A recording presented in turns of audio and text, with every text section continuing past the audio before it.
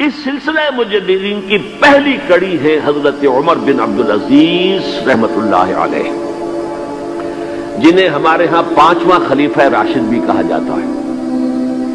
ولادت سن 61 ہجری کی ہے، انتقال ٹھیک 40 برس کی عمر میں 101 ہجری میں ہو گیا۔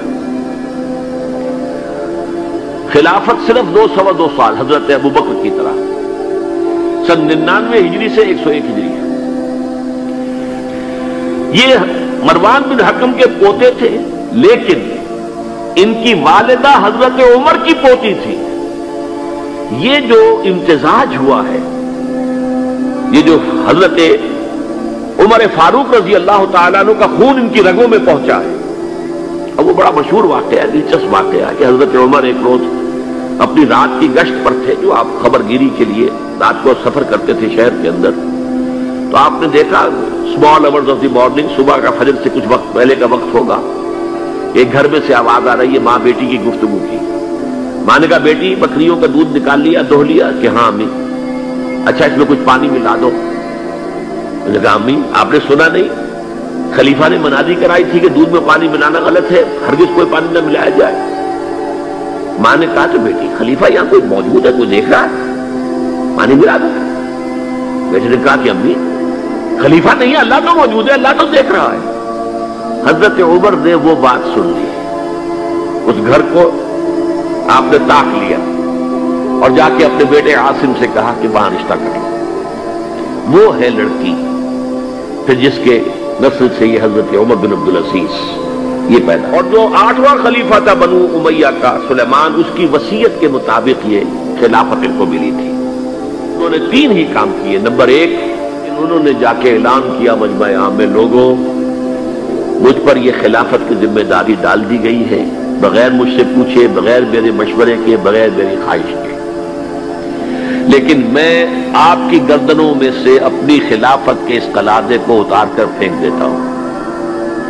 آپ جسے چاہیں اپنی آزاد مرضی سے مشورے سے خلیفہ بنائیں۔ یہ پہلی اصلاح تھی، موروثیت ختم، نامزدگی ختم۔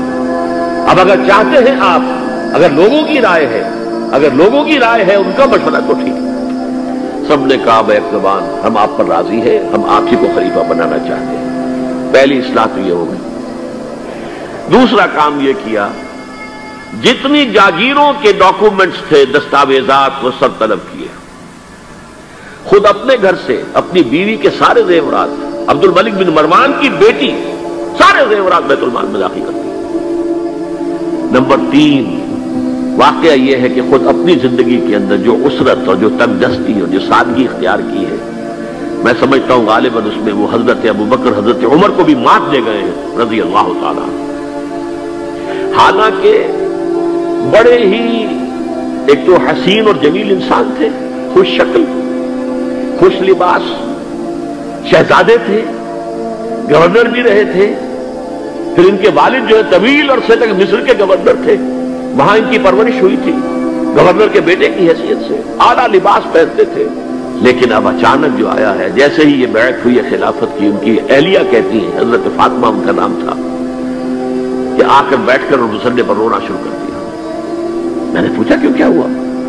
کہ یہ جو بوجھ مجھ پر آن پڑا ہے، یہ ذمہ داری، رونا شروع کیا۔ اور اس کے بعد واقعہ یہ ہے کہ انہوں نے ذاتی زندگی میں کپڑا صرف ایک جوڑا، 2 بھی نہیں، جمعے کے لیے بھی اس کے دھو کر سوکھنے کے لیے انتظار کرنا پڑتا تھا، تب جا کر پہن کر اس کو جمعے میں جاتے تھے۔ سارے زیورات ختم، اپنی جاگیر ختم۔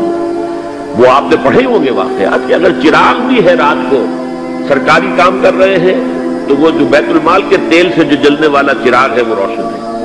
خادم نے آ کر کو گھریلو بات کرنی چاہیے تو کہا پہلے چراغ گل کر دو پھر بات کرو۔